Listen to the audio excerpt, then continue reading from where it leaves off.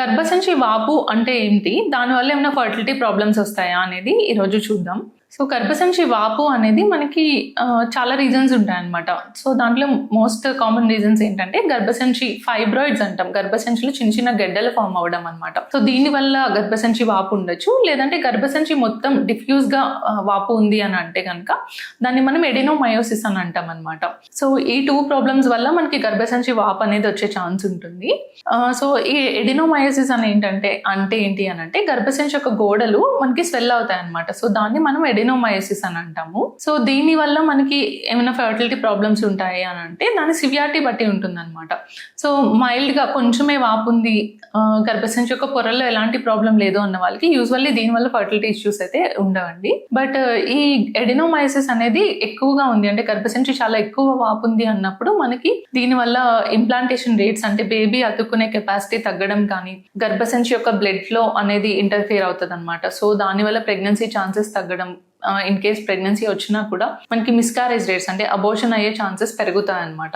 So definite గా ఆ వాపు అనేది ఎట్లా ఉంది అనేది మనం ఎలా డయాగ్నోస్ చేయొచ్చు అని అంటే అల్ట్రాసౌండ్ స్కానింగ్ అనేది ఉంటుందండి. సో మనం ఈ అల్ట్రాసౌండ్ స్కాన్ చేసినప్పుడు ఈ వాపు ఎంత సివియారిటీ అనేది ఉంది, లేదంటే అది ఒక్క ప్లేస్ లోనే ఉందా, మొత్తం యూట్రస్ అంతా ఉందా, దాన్ని బట్టి మనం ట్రీట్మెంట్ ప్లాన్ అనేది డిసైడ్ చేస్తాం అనమాట. సో ఇది కనుక సివియర్ గా కొన్ని చేంజెస్ ద్వారా మనం ఎంత సివియారిటీ ఉంది అనేది చెప్పొచ్చు. దాన్ని బట్టి మనం దాన్ని ఎలా ట్రీట్ చేయాలి అని మోస్ట్ ఆఫ్ ది టైమ్స్ మనం ఏంటంటే మనకి మెడికల్ ట్రీట్మెంట్ అంటే టాబ్లెట్స్ కానీ కొన్ని ఇంజెక్షన్స్ ఉంటాయి అనమాట. సో దాని ద్వారా కానీ మనం ఈ వాపును అనేది కొంతవరకు తగ్గించి మనం ఫర్టిలిటీ ఛాన్సెస్ అనేవి ఎన్హాన్స్ చేయొచ్చు అనమాట.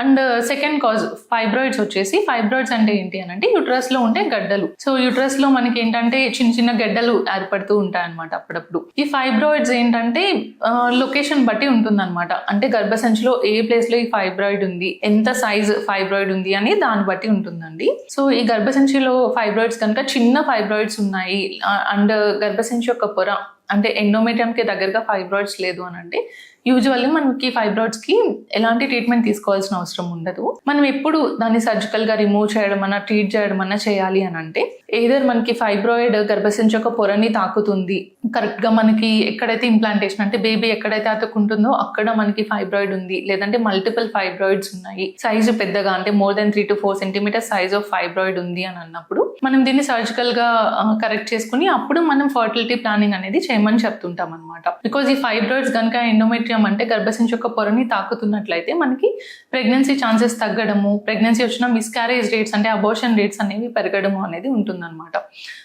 సో సివియారిటీ ఆఫ్ ప్రాబ్లం బట్టి ఫైబ్రాయిడ్స్ కానీ ఎడినోమయోసిస్ కానీ ఉంటే మీ డాక్టర్ అది సర్జికల్ గా కరెక్ట్ చేయాలా లేదంటే మెడికల్ గా ట్రీట్ చేసి ప్లాన్ చేయొచ్చు అనేది మీకు అడ్వైస్ చేస్తారు.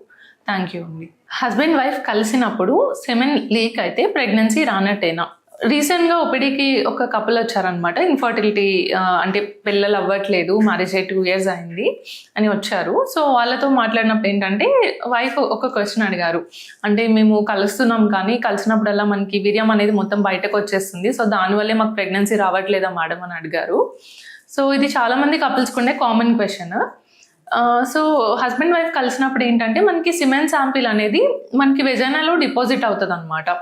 సో ఈ వెజైనాలో సిమెన్ శాంపిల్ డిపాజిట్ అయ్యాక మనకి నార్మల్గా సిమెన్లో ఏంటంటే మిలియన్స్ ఆఫ్ స్పామ్స్ అనేవి ఉంటాయి.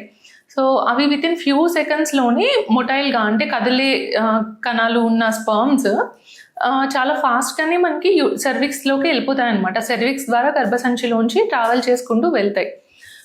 సో రిమైనింగ్ బయటకు వచ్చేదంతా ఏంటంటే సెమినల్ ప్లాజ్మా అంటాం అనమాట. సో అది మనకి బయటకు అనేది వస్తుంది.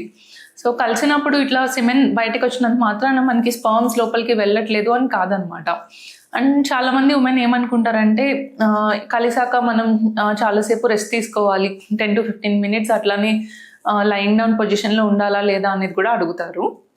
సో హస్బెండ్ వైఫ్ కలిసిన తర్వాత ఒక 10 minutes రెస్ట్లో ఉండడం అనేది మ్యాండేటరీ కాదు, బట్ మన సైకలాజికల్ సాటిస్ఫాక్షన్ కోసం కానీ ప్రెగ్నెన్సీ ఛాన్సెస్ ఎన్హాన్స్ చేసుకోవడానికి ఉండొచ్చు. అండ్ కొంతమంది ఉమెన్ ఏంటంటే ఇంటర్ కోర్స్ అయిన వెంటనే మొత్తం వెజైనా అంతా ఎక్కువ వాష్ చేయడం అనేది చేస్తుంటారు కదా. సో ఇట్లా ఇంటర్ కోర్స్ అయిన వెంటనే ఒకసారి యూరినేట్ చేయాలి, బట్ దాన్ని మనం ఎక్కువ వాష్ చేయడం వల్ల ఏంటంటే సిమెన్ స్పర్మ్స్ అన్ని బయటకు వచ్చేస్తాయి అనమాట. సో అట్లా ఎక్కువ ఓవర్గా వాష్ చేయకూడదు, బట్ ఇంటర్ కోర్స్ అయ్యాక ఒకసారి యూరినేట్ చేస్తే కంఫర్టబుల్గా ఉంటుంది అనమాట.